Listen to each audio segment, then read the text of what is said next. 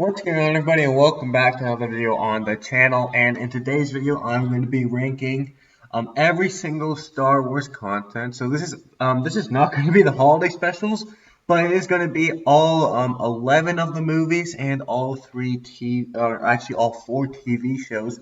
Remember, if you guys like these videos, be sure to subscribe to the channel as it does help out a lot. And yeah, let's just jump right into this.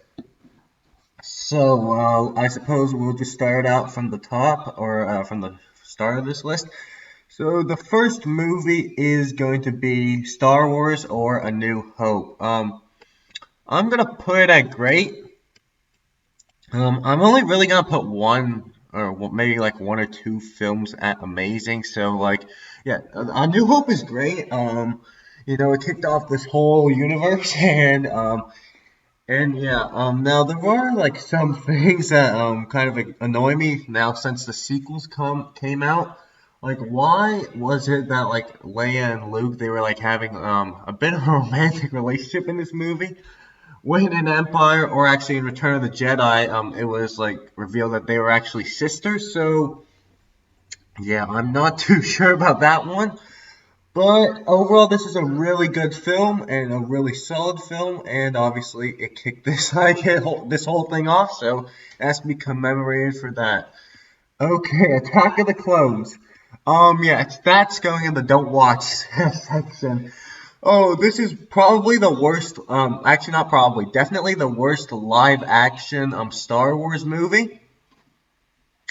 Yeah, I won't throw Star Wars: The Clone Wars into there, but yeah, this is definitely the worst live action Star Wars movies out of the bunch. Now, like the oh god, okay, the dialogue is just it's pretty bad, and then and then also like it's like it has a lot of like slow parts, just a lot of talking scenes. It's just like George Lucas just really didn't mix in that much action. There wasn't really a lot of action until like the third act, which is just like a not recipe for success, especially in a Star Wars movie. Okay, Star Wars Rebels. I'll put that at average. So, I mean, I liked the series. I didn't think it was anything amazing. I feel like the animation was just like, what? Like, first of all, they already had a Kenobi like animation and a Yoda animation for the Clone Wars, and then they like chose to do something completely like it doesn't even look like Kenobi or Yoda. The characters are fine. Some of them are bearable. I like the droid the best, which really isn't saying much about the characters. The story is fine, but I feel like it's just like the story really isn't really cohesive. It really isn't like one told story, and for that it's going an average. But it's still a pretty good series, and it's definitely worth a watch. Okay, Star Wars Resistance. Yeah. Good lord, this one. I mean, I don't really know what else to say except for just like if you've like. If you haven't watched this, just like save yourself and just don't watch this. Like just don't watch this. It's just terrible, isn't it? Yeah, just don't watch that one. Okay, Return of the Jedi. I'm also gonna put this in average, but it's definitely better than Star Wars Rebels, but it also isn't as great as A New Hope.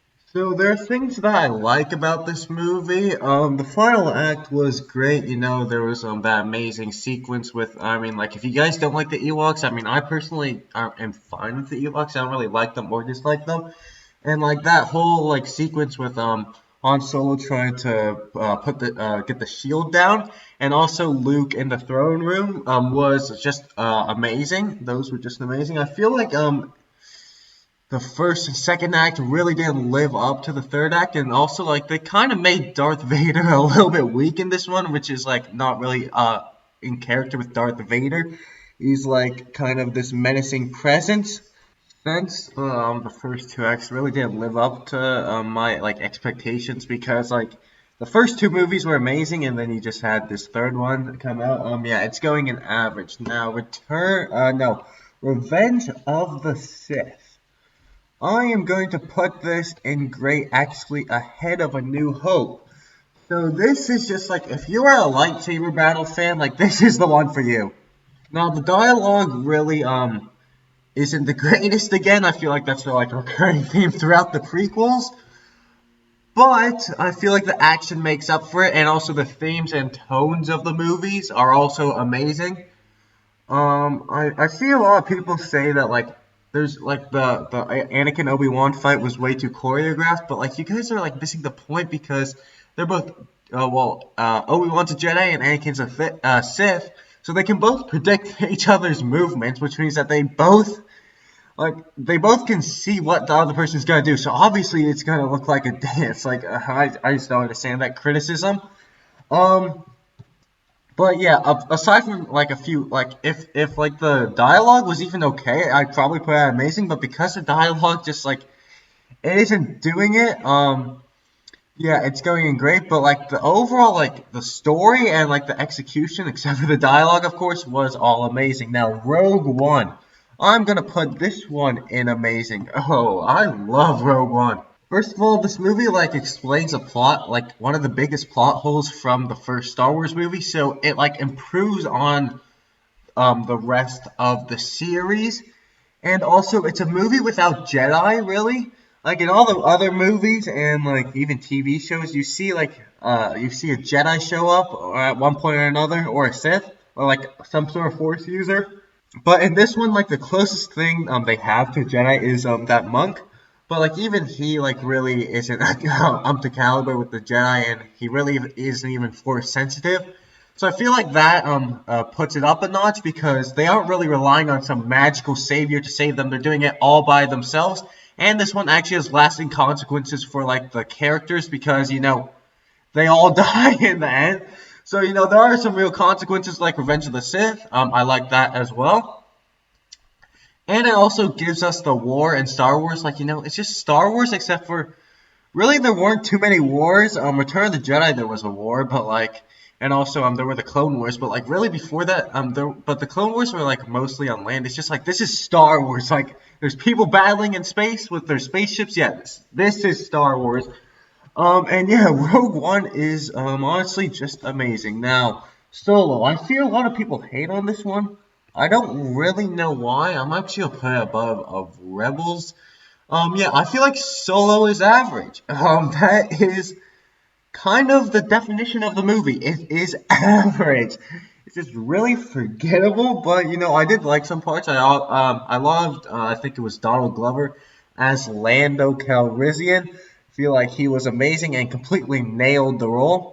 And the inclusion of Darth Maul, continuing his story from the Clone Wars, where it will eventually end up in Rebels, was a neat touch. Like he still got all these crime syndicates. I feel like that was really cool. The action was good. I just feel like the pacing really wasn't up to standard, and like it was a really I wouldn't say confusing because it was basically like a straightforward plot, but like yeah, I don't know. It's just like really forgettable. Okay, next is gonna be Star Wars Clone Wars, the movie, and this is it's gonna go above of Resistance, but good lord, man, this is bad. So first of all, they close every shot with someone crossing their arms. It's just like, what is this? Like, come on, you can do better animation than that, like than having the same ending sing every single time. So yeah, that was like something that really bugged me. Also, Ahsoka Tano like really isn't the greatest in this one, and as you'll see from where I rank in the Clone Wars, I actually really like her character. But this was not a good start, and thank God the Clone Wars fixed it up.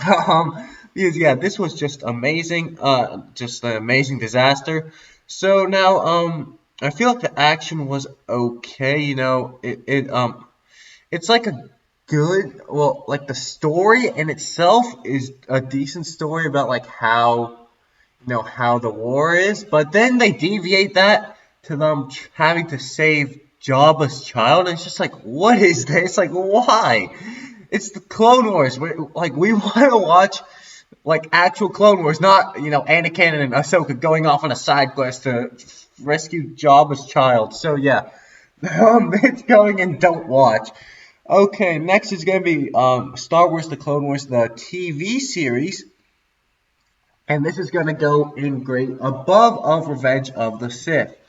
So this is interesting. I feel like if they put it out in chronological order, it probably would be better for me, and honestly might have been an amazing because like the story's there, but since like they put it out in like all these disoriented parts, like some like plot arcs just get left in right in the middle, and then they get picked up like 2 seasons later. I'm just like, couldn't you just have finished the whole thing? So yeah, and also we like see stuff happen. Like for example, the last episode of season 1 where like Bane like rescues I don't really know. It's one of Java's family members out of prison, but we see like how he got into prison um like 4 seasons later. So it really isn't just like because I already know that he's going to go to prison in that episode, so it really just doesn't make any sense. Like I feel like they just should have put it out in chronological order, and it just would have been like way better. It's still very good in the final season. Just like, oh, the final season was amazing. Oh, and like that episode. Oh my God, where Order 66 happened. Oh God, but yeah, it's great. But I feel like it just could have been amazing if they just put it out in chronological order. But the animation's there, the acting's there, and the story is there. Okay, Empire Strikes Back. I feel like I don't have to explain this one. This is definitely the best Star Wars movie. We got introduced to Yoda in this movie, and I mean, like Yoda is honestly one of my favorite Star Wars characters, so that was pretty cool. We actually see like what a Jedi can do in this movie with Yoda training Luke. And obviously, the bad guys win in this movie, which is just yeah, a pretty good touch to it because it's like it was a common trope in like good guy versus bad guy movies that the good guys always win, and obviously at the end of this trilogy the good guys won, but in this movie, yeah, the bad guys all the bad guys definitely won. That I am your father moment was just perfectly executed, and I feel like we could have spent a little bit more time with Yoda and Luke rather than with Han and Leia. But overall, this was just an amazing movie, and yeah, it definitely takes the top spot. Okay, The Force Awakens. This is an interesting one. I will put it between Return of the Jedi and Solo in average. So, actually, no, Solo's going ahead of it. Like, I'm sorry, but yeah, no, like when it first came out, this was actually a pretty good movie to stand on its own, but obviously it's part of a trilogy, and like so there's still unanswered questions like why did Anakin's lightsaber call out to Rey? Never explained, and the trilogy's over.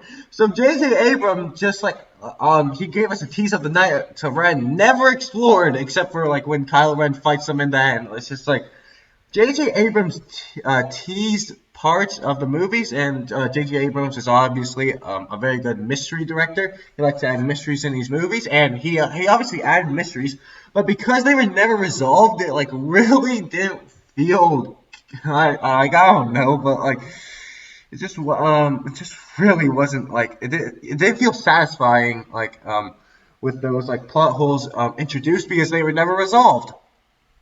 Now, I see a lot of people like saying that Kylo Ren should have easily beat Finn and Rey, but like you guys are missing the point that Chewie literally like he has a hole in his stomach because Chewie shot him with like that amazingly ridiculous crossbow. So yeah, I'm surprised that he was still able to fight at all. So yeah, Kylo Ren like it didn't really hurt Kylo Ren's power level that he lost to Rey there.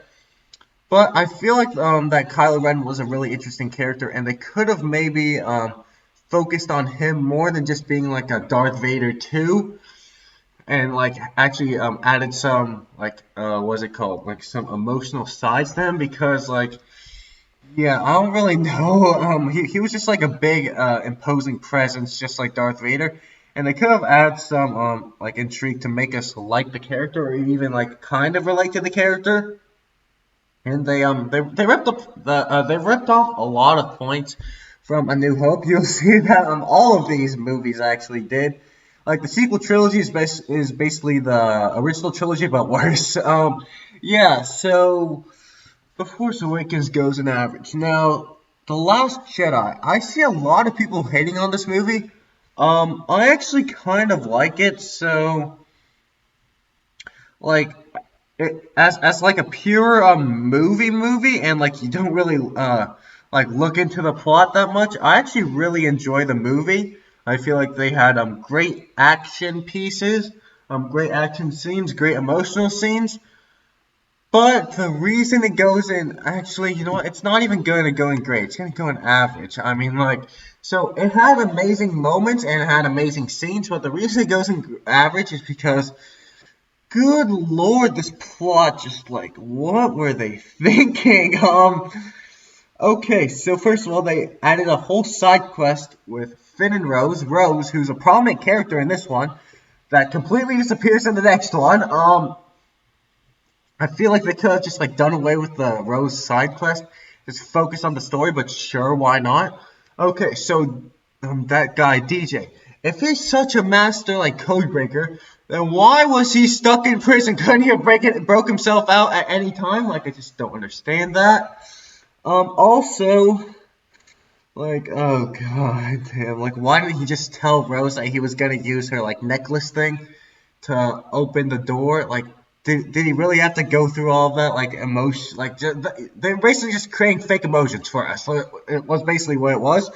Also, why did the Vice Admiral Holdo, I think that was her name, why didn't you just tell everyone on the crew, like, did you think there was a traitor among them? Because they were all about to get blown to bits. So, like, why didn't you just at least tell Poe that there was a plan? Like, what the heck was that? Oh god, oh god, oh god. Like, I just don't understand. Also, they kind of messed up Luke's character, but you know what?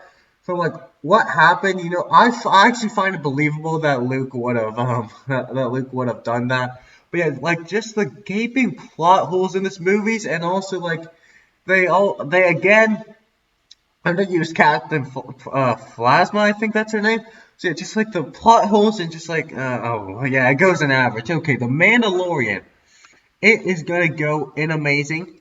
Above Empire Strikes Back. Actually, just kidding. It's going to go one below Empire Strikes Back. Can you? Okay, thank you. Okay. So The Mandalorian is absolutely great. Baby Yoda is just amazing. He honestly just steals the show. And our main character is really compelling because even though we don't see his face, he's kind of like Darth Vader and Kylo Ren in The Force Awakens. So even though we don't see his face, he has like he has a lot of emotions, and like we can see what he's thinking and how he's feeling. So we can actually relate to the Mandalorian, Din Djarin, a lot. And like this story is just like it's a cohesive story. It really like rarely has any plot holes. It's focused and it gets straight to the point with like very few filler episodes. And like this is just Star Wars at its finest. A lot of action, a lot of great moments. And yeah, it goes in the amazing tier. So, below average, the Phantom Menace. Okay. Good lord. What a missed opportunity this was. So, when they were announcing that they were actually going to be continuing the Star Wars movies with Phantom Menace, I mean, I wasn't really born then yet, but, you know, a lot of people rushed to see it in the tune of it making $1 billion at the box office, while also not even being a good movie. Yeah, like this is just like there's way too much politics. There's way too many sitting down parts. I will say that the Qui-Gon Jinn, Obi-Wan, and Darth Maul fight was absolutely amazing. But you just like this is the movie that introduced Gungans. Okay, it cannot be good. The Gungans are literally so annoying.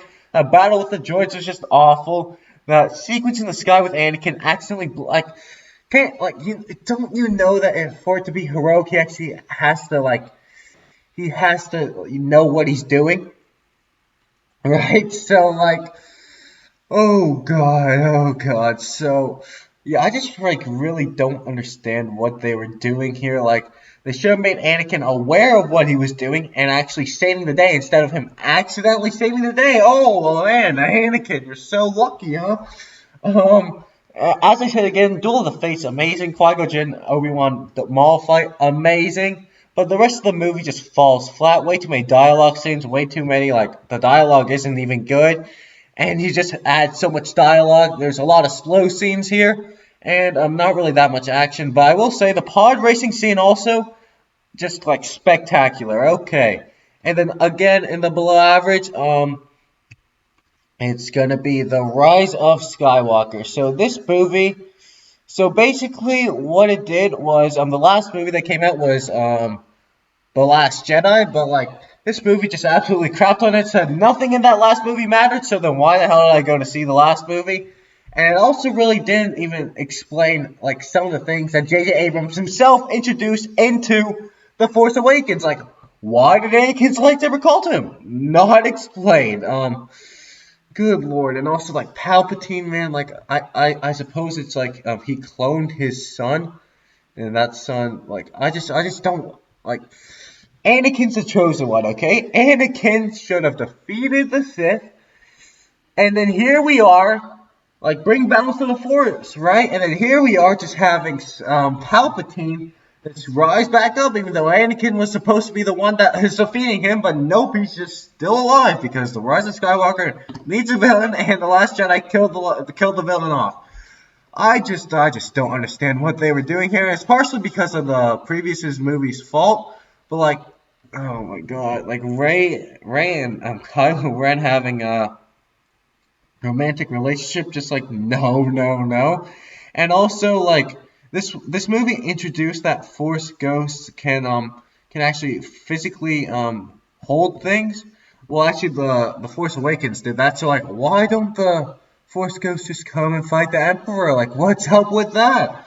But yeah, this movie's just like mediocre at best. It's actually like really below average. I'm actually considering putting it in the don't watch section, but you know the below average really doesn't have that many movies or like anything in it, so I guess I'll just put it in there. Okay, so my final rankings: number 1 is Empire Strikes Back, number 2 Mandalorian, number 3 Rogue One, number 4 Clone Wars, the animated show, number 5 Revenge of the Sith, number 6 Star Wars, number 7 The Last Jedi, number 8 Return of the Jedi, number 9 Solo, number 10, The Force Awakens. Number 11, Rebels. Number 12, The Phantom Menace. Number 13, that's the